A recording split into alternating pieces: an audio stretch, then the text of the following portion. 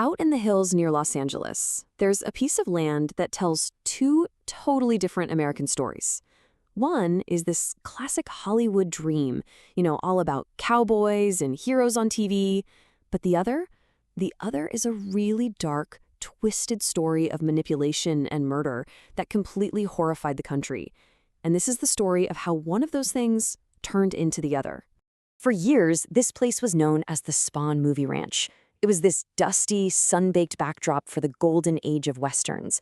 I mean, this was where fictional heroes on horseback rode across the screen, a totally manufactured slice of the Old West where the good guys always won. And then, in just a few years, it became something else entirely. All that pretend Hollywood violence was replaced by the very real, very brutal plans that led to the infamous Tate LaBianca murders. So, how on earth does a place change that drastically? Well, to get it, you really have to picture the ranch in the late 60s. Its 55 acres had definitely seen better days.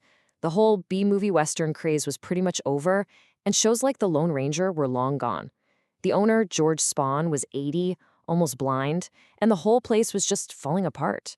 It was a forgotten spot, just kind of waiting for someone new to show up.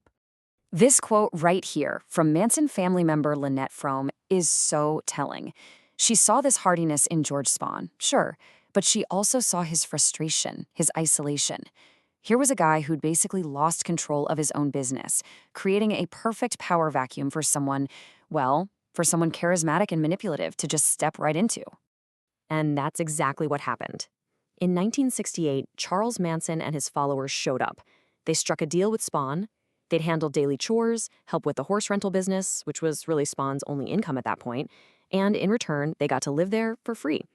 Seemed like a simple enough arrangement, right? But what it really did was give Manson a headquarters, a place to isolate his followers and build his own twisted world.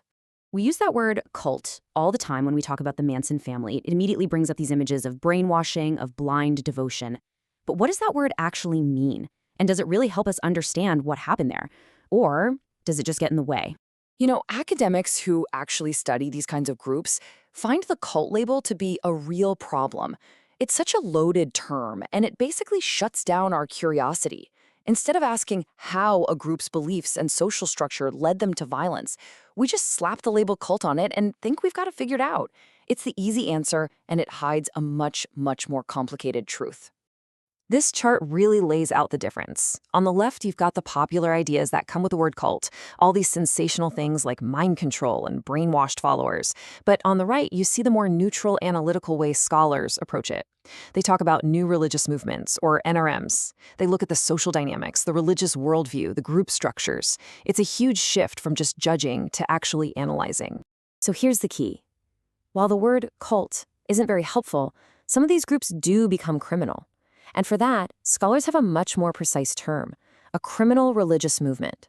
This acknowledges that, for a while there, the Manson family's whole deal was about committing and inciting crimes. It's a specific description of their actions, not just some vague, scary label. Okay, so if we look past that cult label and really dig into the family's group structure, we find something you might not expect right at the center of it all. Music. Back at Spahn Ranch, music wasn't just a hobby. It was woven into the very fabric of their day-to-day lives. Music did a whole bunch of things for them. It was how they expressed their apocalyptic, helter-skelter worldview. It was a key part of their rituals, often mixed with LSD to create these really powerful group experiences. For Manson, it was also his ticket to the outside world, his big hope for a record deal. And maybe most importantly, he used it to cement his role as their prophet, their leader. This brings us right back to that popular idea of Manson's hypnotic power. The prosecutor, Vincent Bugliosi, really leaned into this description. But that power wasn't magic. It was built step by step through carefully managed rituals, like those late-night music-fueled sessions where Manson would preach and perform, creating this intense, shared emotional state with his followers. And then all of that power was unleashed. In August of 1969, Manson directed his followers to commit the brutal murders that would make them infamous. And just like that, the music, the ranch, the communal life, it was all permanently tied to this horrific, unbelievable violence. after the murders, Manson's music went through this chilling transformation. It became what one scholar calls musical murderabilia. The songs weren't just songs anymore. They were these grim artifacts, these sonic souvenirs of a killer.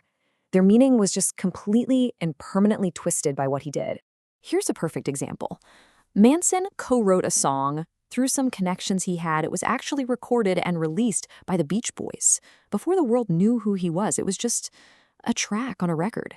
But after August 1969, there is no way to listen to it the same. It's not a pop song anymore. It's a direct, chilling link to violence. It's a true piece of musical murderabilia. So what about the ranch itself? Well, its story also came to a pretty dramatic end. After the police raids in '69, it really didn't last long. A huge wildfire ripped through in 1970 and just destroyed everything. George Spahn died a few years later, and today, the land is just part of a state park. The actual physical place is gone. So, just like Manson's music, the ranch itself is now an artifact. It's a physical ruin that represents this totally ruined and deeply complicated legacy. It's a place where the lines between Hollywood fantasy, a kind of counterculture dream, and just brutal violence all blurred together into nothing.